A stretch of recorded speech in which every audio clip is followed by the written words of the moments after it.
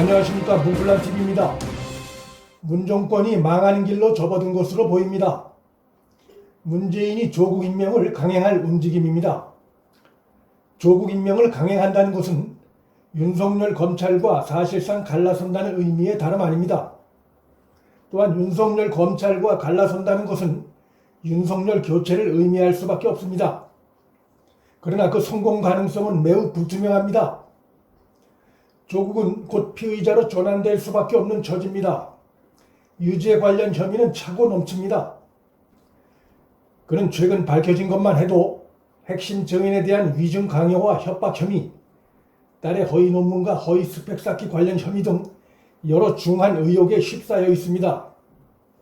현재 문정권은 윤석열 검찰과 등을 질 경우 발생할 여러 변수, 윤석열 교체 시에 발생할 돌발 변수를 살펴보고 있을 가능성이 높습니다. 윤석열 검찰은 금명간 조국 부인을 소환해 조사함으로써 조국 임명을 강행하려는 문정권을 결과적으로 더욱 압박할 것입니다. 조국이 본인을 포함해 온 가족이 처벌 위기에 놓인 이런 상황에서도 자진 사퇴하지 않고 있는 데에는 문재인의 의지가 크다고 볼 수 있습니다. 이제 조국과 그 일간을 노린 수사로 인해 문정권과 윤석열은 병립할 수 없는 관계가 됐습니다. 윤석열의 칼은 조국을 겨냥하고 수사의 원칙과 생리상 그 뒤를 이어서 문재인과 문정권을 겨냥할 수밖에 없기 때문입니다. 문재인이 조국을 택하는 어리석은 행동을 하는 것은 현재 불거진 사안을 진영 논리로 판단하기 때문입니다. 자녀들의 인생과 관련된 대학 입학의 불법과 특혜 문제는 우리 국민의 보편적 원칙과 정서상 용납할 수 없는 사안입니다. 진영 논리 사안이 될 수 없습니다. 특히 조국 딸의 허위 논문, 허위 스펙을 이용한 부정 입학은 사회 상류층이자 지도층에서 발생했다는 점에서 국민의 분노가 더욱 큽니다. 그럼에도 문정권은 조국 임명과 윤석열 거취 문제를 내년 총선과 차기 대선 등과 연계지어 계산하고 있을 가능성이 매우 높습니다. 그간 청와대는 조국이 직접 불법을 저질렀다는 증거가 드러나지 않았다며 조국을 감싸왔습니다. 그런데 최근 검증 과정에서 조국이 직접 불법에 연루됐다는 구체적인 정황들이 속속 드러나고 있음에도 조국 임명을 강행하겠다는 것은 문정권의 그간의 대국민 입장 표명이 거짓이라는 것을 잘 보여줍니다.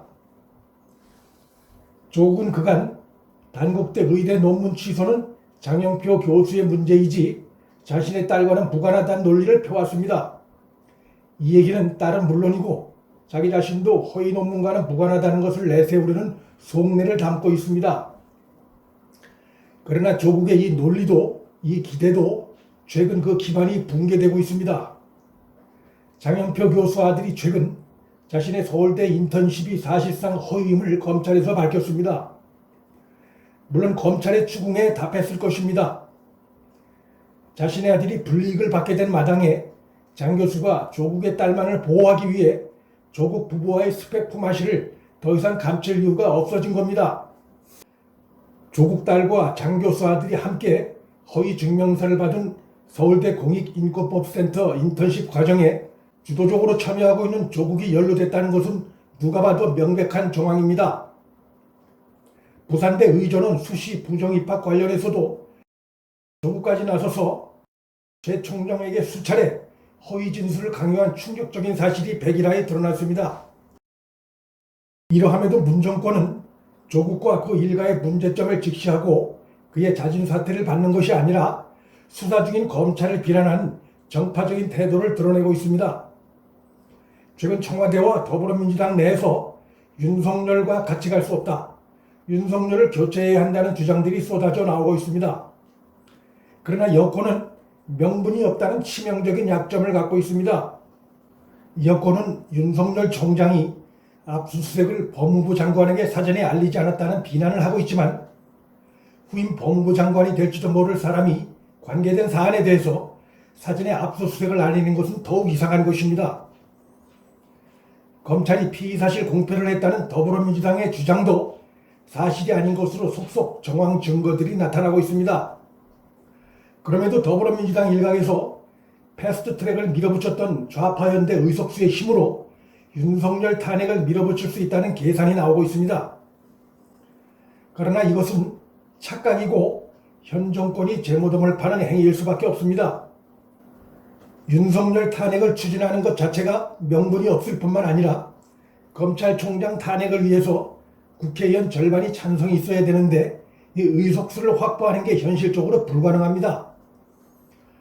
조국 임명을 찬성한 정당은 더불어민주당과 정의당뿐입니다. 검찰총장 탄핵을 한다면 이들 두 정당이 찬성할 가능성이 있지만 과반 의석이 턱없이 부족한 현실입니다. 정의당이 데스노트에 조국을 올릴 것처럼 쇼를 하다가 결정적인 순간에 조국은 죄가 없다며 문정권에 달라붙는 여당 이중대 기생충 정당의 본색을 또 드러냈습니다.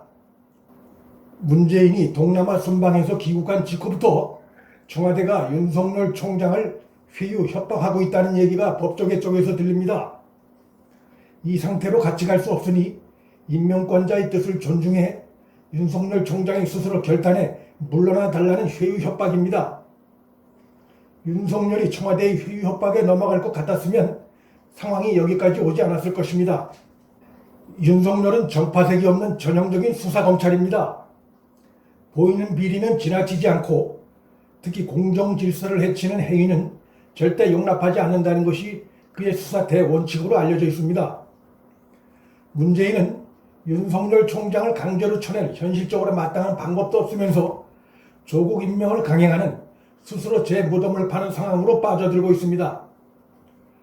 윤석열은 곧 조국을 소환 조사할 것이고 이어서 조국 펀드 비리와의 검은 연계를 찾기 위해 문 정권을 전방위적으로 수사할 것입니다. 벌써부터 여권의 전현직 정치인들과 지자체장들의 이니셜이 등장하고 있고 나아가 조국 펀드 비리와 문재인의 배우설까지 의심받고 있습니다.